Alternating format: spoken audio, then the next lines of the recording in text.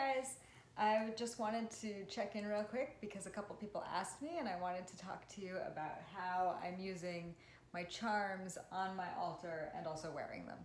So when I first moved to New Orleans, I was mostly using the Panther and the Possum because the Panther is all about introspection, going within, figuring out yourself, working on yourself, solitude, and the Possum is all about survival and finding your niche in the world. And these were the things that I was really working on, sort of a reclamation of myself and finding my place, obviously, because I moved. I've sort of done this step for now. Like, it'll come back. Of course, I'll always need like moments of reclaiming my solitude and finding a new niche, and everything goes in a cycle, and we know this. Now I have these in my little plant, which is how I like to keep them on my altar. So right now I'm using the fox and the owl. This is like exciting. I mean, I use the fox a lot because the fox is all about creativity anyways, and that's like, obviously I'm always creating shit.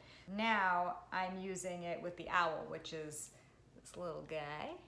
And that's because the owl is all about taking off. So this is like, I have already rejuvenated, found my place in the world, and now it's time to fucking fly.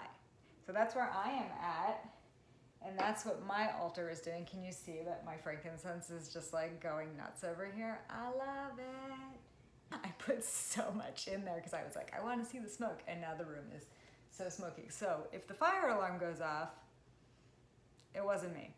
It was definitely me. Right now, I have the fox and the owl card, and they have the reminders of what they're about on the bottom. I'll put those on my altar as well so that I remember exactly what I'm doing here.